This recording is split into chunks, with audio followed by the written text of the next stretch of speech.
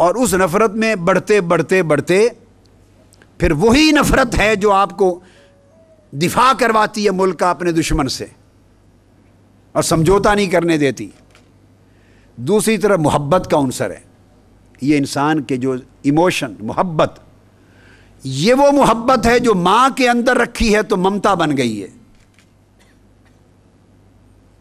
اور وہ ممتا اس ایکسٹریم تک اس کا جانا جائز ہے، اس ایکسٹریم تک ہے کہ ساری رات بچہ جگائے تو ماں اپنی جان قربان کرتی ہے مگر بچے کو بے آرام نہیں ہونے دیتی۔ یہ کیا ہے؟ یہ اس کے شعور کے اندر، فطرت میں وہ جو ایموشن میں محبت کا جذبہ رکھا ہے، یہ اس کی کرشمہ سازیاں ہیں۔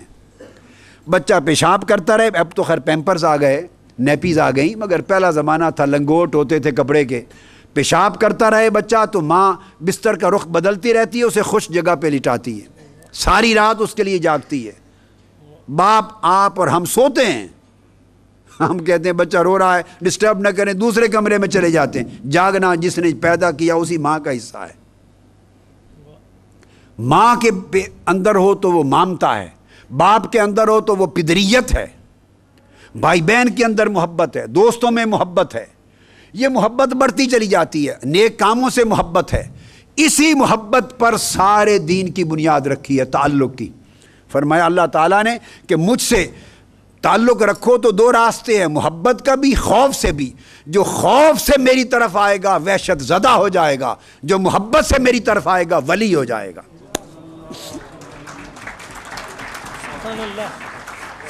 تو اللہ سے تعلق اور بندگی کی بنیاد بھی محبت پر ہے، اس لیے وہ کہتا ہے کہ میرے بندوں کے رشتہ محبت کا غالب ہے خوف سے، اس لیے کہتا ہے اگر تو 70 بار توبہ کر کے گناہ چھوڑے اور پھر توڑ دے تو مایوس ہو کے نہ بیٹھ جا۔ 71ویں مرتبہ ایک بندے نے توبہ چھوڑ دی، حدیث میں آتا 70 مرتبہ گناہ کیا، توبہ کی، معاف کر دیا، پھر توڑ بیٹھا، پھر توبہ نہیں کی۔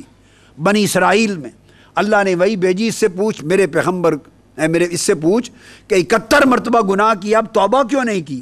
پیغمبر نے پوچھا، اس نے کہا کہ اب تو کوئی گنجائش نہیں، مجھے شرم آ گئی کہ 70 مرتبہ توبہ توڑی ہے، میں نے مذاق کیا ہے توبہ کا، اب میری توبہ قبول نہیں ہوگی، کوئی امید نہیں ہے، اس لیے میں نے توبہ نہیں کی۔ اللہ پاک نے فرمایا اسے دے جا کے کہ اسے کہے یہ تو انسان ہے، بندہ ہے، تیرا ظرف ہے کہ مایوس ہو گیا، 71ویں مرتبہ بھی توبہ کرتے دیکھتا، رب کا ظرف تو دیکھ، میں پھر معاف کر دیتا۔ تو رشتہ محبت پہ رکھا ہے بندے کے ساتھ، اسلام کے ساتھ محبت کا رشتہ۔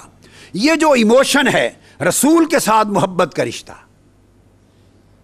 ارادے کا رشتہ اطاعت اور اتباع ہے، تو حضور کی سنت پہ عمل کیا جائے، سیرت پہ عمل کیا جائے، نماز پڑھی جائے، روزہ رکھا جائے، تلاوت کی جائے، حج کیا جائے، زکوٰۃ دی جائے، نیک اعمال کیے جائیں، اسوہ حسنہ کی پیروی کی جائے، سیرت طیبہ سر تا پا حضور کے مطابق زندگی عمل کے مطابق گزاری جائے۔ یہ جو سارا عمل کا گوشہ ہے جس پر ہمارے ہاں تبلیغی جماعت زور دیتی ہے، مسلمانوں کے اندر تبلیغ کے لیے دعوت اسلامی جو لوگ زور دیتے عمل پر، یہ سارا گوشہ ارادہ ہے کہ جو انسان کو حضور علیہ السلام کی سنت کے عمل میں ڈالتا ہے، یہ ایک گوشہ ہے۔ اور یہ جس پر علماء، مجتہدین، محققین اور سائنسدان یہ ڈیولپ ہوتے ہیں، وہ گوشہ پرسیپشن ہے، گوشہ ادراک ہے جو علم کو ڈیولپ کرتا ہے۔ اور تیسرا گوشہ جذبہ ہے محبت کا۔ اور یاد رکھ لیں کہ محبت، یہ بات بڑی خاص کہنے والا ہوں کہ ایک ہوتی ہے ذات، ایک ہوتا ہے حکم۔ حکم پر عمل کیا جاتا ہے اور ذات سے محبت کی جاتی ہے، حسن سے محبت کی جاتی ہے، اچھی صفات سے محبت کی جاتی ہے۔ اور یاد رکھ لیں کہ ذات حکم سے بھی مقدم ہوتی ہے۔ حکم دینے والا ہوگا تو حکم آئے گا، ذات پہلے ہوتی ہے۔ تو جب اس سے تعلق جوڑنا ہو تو پہلا تعلق تعمیل اور اطاعت کا نہیں بنتا، پہلا تعلق اس ذات سے محبت کا بنتا ہے۔ سبحان اللہ، سبحان اللہ۔ اور محبت میں حد نہیں ہے، بس ہر شے میں اعتدال ہے، ایک محبت میں اعتدال نہیں ہے۔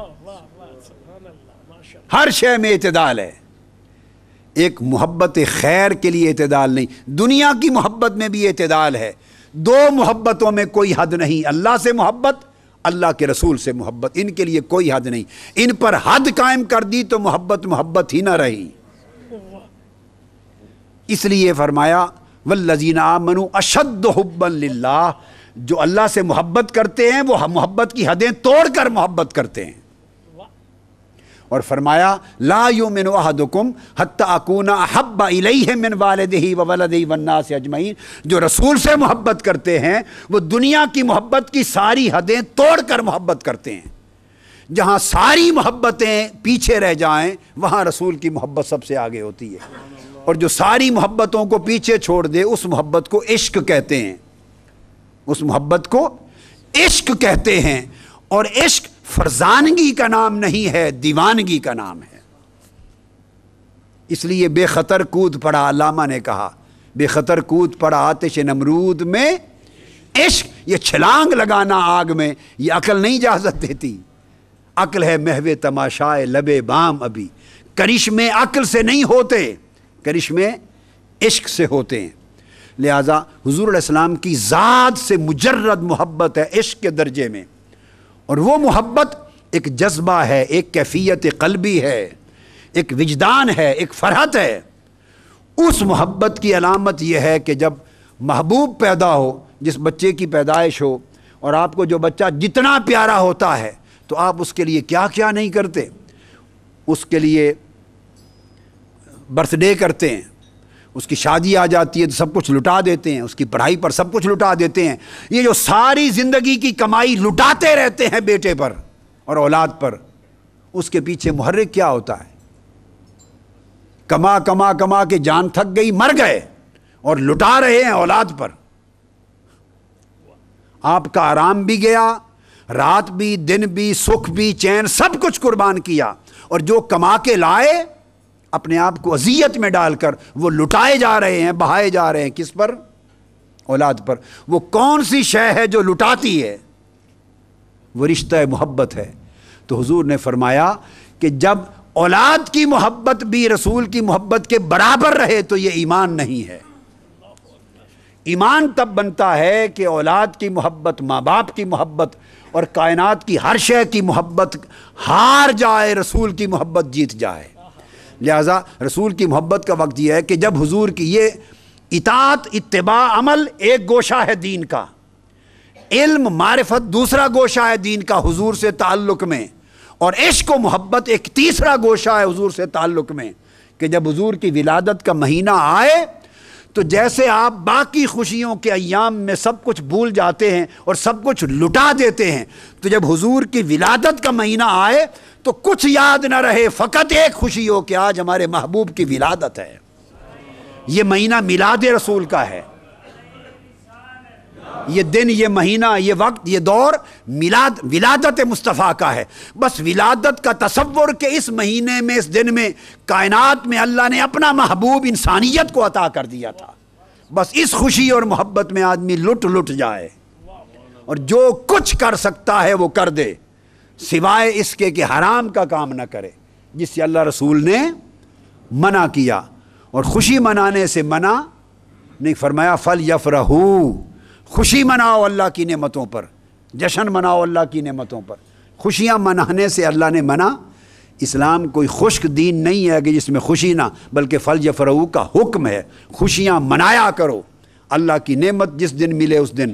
تو حضور کی ولادت سے بڑی کائنات میں کوئی نعمت نہیں ہے. لہٰذا اگر پاکستان کے قیام کی خوشیاں حکومت پاکستان کو توفیق ہے کہ وہ مناتی ہے، جو جائز ہے، یہاں تو جو ناجائز ہے جس کا کوئی ریلیونس نہیں اس کی خوشیاں بھی منائی جاتی ہیں. جو بسنت شریف ہے، جس کا نہ آگا ہے نہ پیچھا، نہ جس کی دنیا کا کوئی مفاد نہ آخرت کا مفاد، اور قوم کے بچے درجنوں بیچارے مرتے ہیں اور گلے کٹتے ہیں اور روتے پھرتے رہتے ہیں. اور یہ ایک ایسی تقریب ہے جس کی بیک گراؤنڈ صرف انڈیا سے آئی ہے. میں یہ نہیں کہتا کہ پتنگ اڑانا ناجائز ہے، میری ایسی سوچ، پتنگ کے اڑانے میں کوئی گناہ نہیں ہے. ایک کھیل ہی ہے، ایک کھیل ہے. جیسے باقی کھیل کرتے ہیں تو اس لوڈو کھیلتے ہیں آپ، چیس کھیلتے ہیں، ہاکی کھیلتے ہیں، کرکٹ کھیلتے ہیں، سب کچھ کھیلتے ہیں. تو کھیلوں میں کھیل ہے، نہ پتنگ کے اندر کوئی حرام شے ہے نہ اس کے اڑانے میں حرام شے ہے. لیکن سوال یہ ہے کہ جب خالی پتنگ اڑانے کی بات ہو تو اور چیز، مگر پتنگ بسنت بن جائے، اور بسنت کہتے پنجابی، پرانی پنجابی زبان میں جو بچہ بڑا بدتمیز ہو جائے نا اس کو کہتے تھے بسنتا. بہت بدتمیز ہو جائے تو اسے بسنتا کہتے ہیں. تو پتنگ اڑانے میں مذائقہ نہیں، مگر بسنت بے سنت بن جائے یہ بے سنت ہو گئی ہے. چونکہ اس کے ساتھ لوازمات ملا دیے ہیں پھر شراب و کباب کے، عیاشیوں کے، تباہ کاریوں کے. کلچر، ایک کریکٹر قوم کا خراب کیا جا رہا ہے. تو جب ایسی چیزیں مل جاتی ہیں تو پھر خرابی جرم. لہذا ایسی خوشیاں جائز نہیں جو انسان کو حرام کی طرف لے جائیں، جو حرام کی طرف لے جائیں، مگر وہ خوشیاں جو اصلاً نیکی پر ہوں، اور اس میں جتنی خوشی کریں، جتنا جشن کریں، جتنا خرچ کریں، اس سے قلب کو فرحت نصیب ہو اور ایمان کو طاقت نصیب ہو اور اللہ رسول خوش ہوں. اس خوشی کی کوئی حد نہیں. اور وہ ہے جیسے قیام پاکستان کی خوشی کہ اللہ نے ہمیں نعمت مملکت عطا کی، اپنے محسنوں کے ایام کو منانے کی خوشی، دفاع پاکستان کی خوشی، دفاع پاکستان کی خوشی. یعنی یہ خوشیاں ہیں جو قومی عزت کے اور قومی بچاؤ کے اور عظمت کے دن ہیں. یہ خوشیاں جائز ہیں.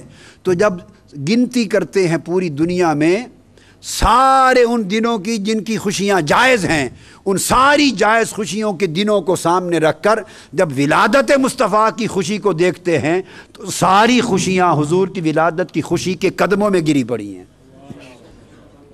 سب سے بڑی خوشی جشن ولادت مصطفیٰ ہے. تو آپ ایفرٹس کریں. میں نے تو ایک زمانے میں جنرل ضیاء الحق صاحب کا دور تھا، میں نے تحریک چلائی تھی، اور میری تحریک کے نتیجے میں انہوں نے، اللہ ان کو اس کا اجر دے، اگلے دن اسٹیٹ وے انہوں نے اعلان کیا کہ میلاد النبی 12 ربیع الاول کی صبح 21 توپوں کی سلامی ہوگی. جنرل ضیاء صاحب نے اس میری تحریک کے نتیجے میں اپنے زمانے میں اعلان کیا تھا، اور میں نے کہا تھا کہ پورے ملک میں سرکاری چراغاں ہو. اب تو نہیں معلوم، پتہ نہیں سرکاری چراغاں بھی ہوتا ہے کہ نہیں، مگر اتنا زیادہ ہونا چاہیے کہ باقی تمام ایام کے چراغاں ماند پڑ جائیں. ارے حضور کی ولادت سے بہتر چراغاں کائنات میں کہیں اور نہیں ہو سکتا. تو اس کے لیے ایفرٹس کریں اور کوشش کریں آپ اپنے اپنے طریقوں سے. اور چلو کوئی اور دھیان نہ کرے تو اللہ نے آپ کو اہل ثروت بنایا ہے، تو اپنے مال خرچ کر کے ان ایام میں اپنے گھر، اپنی گلیاں، اپنے علاقے سجائیں، چراغاں کریں، جشن منائیں، اور خالصتاً لوجہ اللہ کہ حضور کی ولادت کی خوشی میں کر رہے ہیں تاکہ اللہ بھی راضی ہو، اس کے رسول بھی راضی ہو، اور یہ خرچ کیا ہوا دنیا اور آخرت میں کام آئے گا. چلو جی، آپ کا اصرار تھا تو میں نے باتیں چند ایک کر دیں. باقی گوشے چھوڑ دیتا ہوں شخصیت کے، وہ پھر اور فلوسافیکل ہیں، ایکڈیمک ہیں، سائنٹیفک ہیں، ٹرانسینڈنٹل اور اسپریچول. یہاں تک بات کو لانا تھا جو میں نے بتا دیا، اسی پہ ختم کرتا ہوں. شکریہ. وما علینا الا البلاغ.